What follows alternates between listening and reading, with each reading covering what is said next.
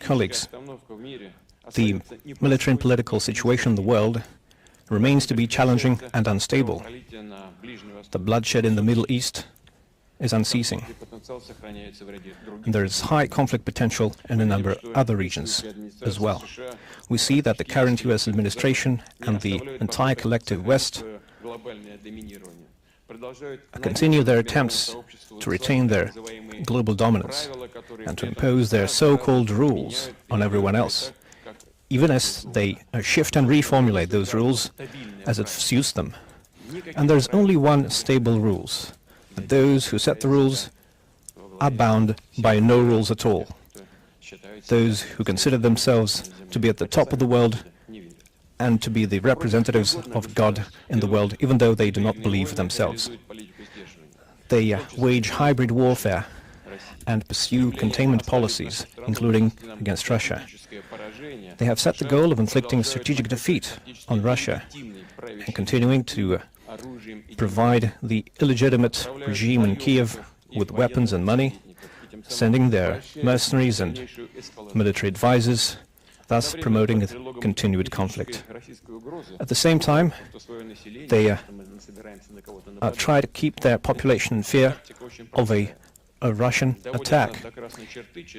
Their tactics are very simple. They push us to the red line. They push us to the boundary, forcing us to respond, and then they start presenting us as a threat, just as they did during the Soviet times. NATO countries are racking up their military expenses.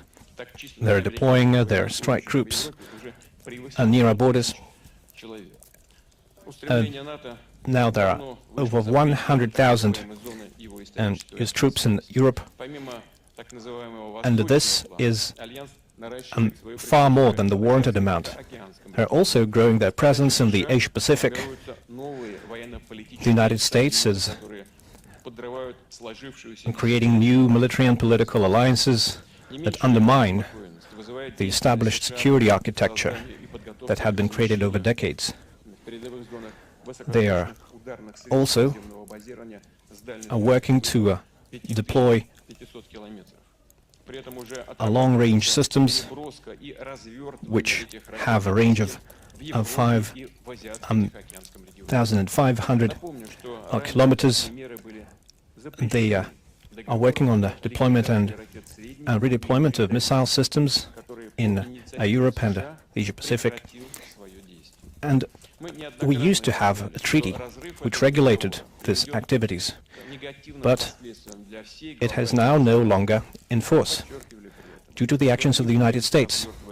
We have underscored many times that we will not deploy intermediate-range missiles until the United States deploy similar weapons in a region of the world. That was essentially a unilateral obligation undertaken by Russia. But if the United States start deploying such weapons, then any and all such voluntary restrictions will be lifted. And considering the situation, we have to take additional measures to ensure our safety and the safety of our allies.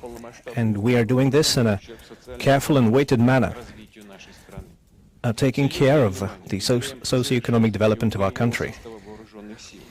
We are modernizing our armed forces and increasing their capabilities. And for this purpose, we have created the Leningradsky and Moskovsky military districts,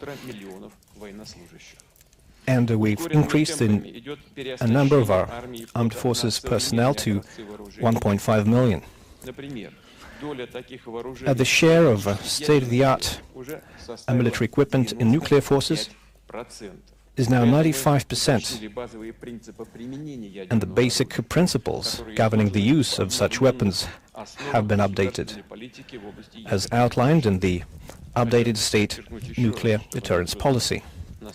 And once again, so that no one accuses us of nuclear saber-rattling,